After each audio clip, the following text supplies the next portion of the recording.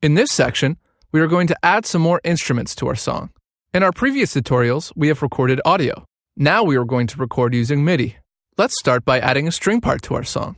Go to the Project menu and choose Instrument from the Add Track submenu. From the Instrument pull-down menu, choose Hallian 1, then click OK. Make sure the inspector is on. Click on the name of our instrument track. It should be the only instrument track you've created, so your name should be Hallian 101. We can double-click on this and change it to strings. Click on the Edit Instrument button to open Hallian 1. If you want Hallian 1 to stay always on top while you are working, you can right-click on the bar near the top of the instrument and select Always on Top. We are now going to load up sounds into our virtual instrument, Hallian 1.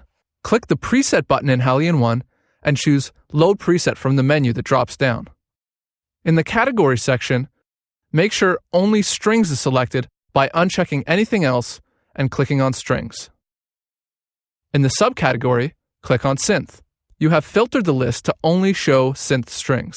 Choose a string sound from the list on the right. Now that we have our sound, let's record something.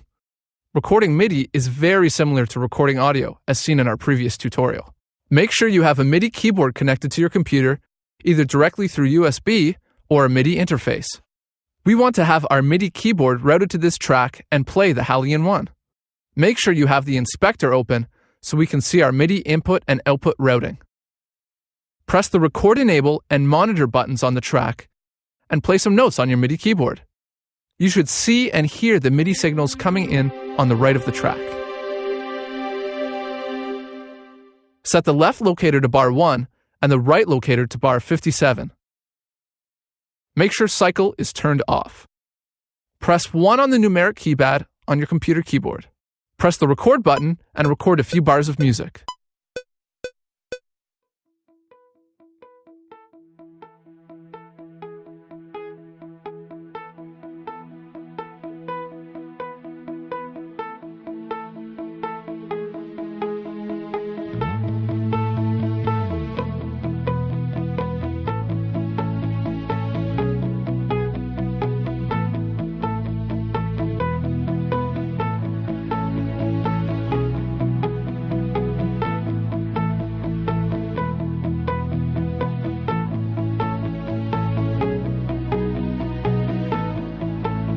Press the stop button when you are finished. Turn off the monitor and record enable button on the track so that we don't hear the input or record on the track anymore. Congratulations! You just created your first MIDI recording in Cubase. We are now going to learn how to play back MIDI in Cubase. You might think this is very simple. Just hit play. It is actually this simple, but there are a few tricks to learn so that you'll be playing back what you want with precision. To start playback, we can press the Start button on the transport. We can also press the space bar on your computer keyboard. We can press the Enter key of the numerical computer keypad, or we can double-click in the lower half of the ruler. To stop playback, we can press the Stop button on the transport. Pressing Stop twice moves the cursor to the beginning of the project. Usually this is bar 1. Cubase has the ability to loop or cycle a section of your project. To set the cycle location, you need to use the left and right locator. On the transport, set the left locator to 1 and the right locator to 5. Make sure that the cycle button is turned on. Press Start on the transport, and now Cubase will play looping over and over until you press Stop. We can record MIDI while the cycle is turned on. Let's record in some MIDI drums. Let's add another instrument track and choose Hallian 1 as our instrument. Rename this new track to Drums. Choose a drum set sound for this track. Make sure cycle is turned on and set the left locator to 9 and the right locator to 13.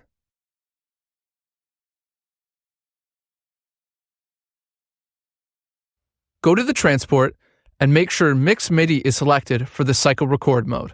This will allow us to record the drums, and as each cycle repeats, the MIDI will mix together into one part. Turn on the Auto Cue button. This is automatic quantize, which will lock our MIDI to the beat as we record it. Great if we play off time a little bit. Next, we have to set the value of our quantize. This is so Cubase knows what to lock our MIDI notes to. Choose eighth notes from the Quantize Type pull-down menu. Press the Record Enable and Monitor buttons on the drums track.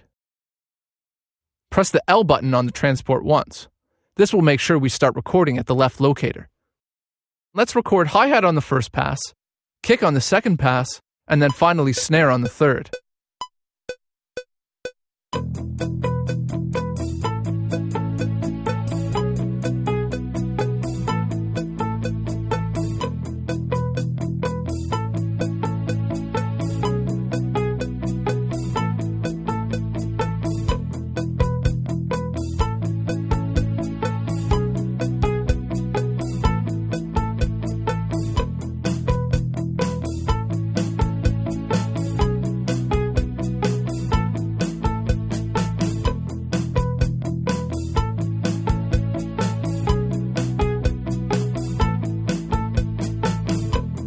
Press stop when you're finished. Now move and copy this drum part so that the rest of the song has a drum beat. Now let's glue all the parts together as one. The key editor is where we can make changes to our MIDI data. Let's start by erasing some MIDI notes. Double-click on the drums part so that the key editor opens up. We want the song to start off with hi-hat and kick drum. Erase the snare by clicking once and holding the mouse while dragging a selection over the snare drum. Make your selection from bars 1 through 8.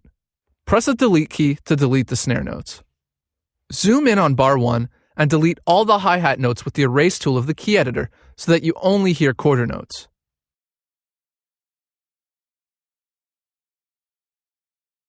Now erase all the other hi-hat notes from bar 2 through 8 using any method you like.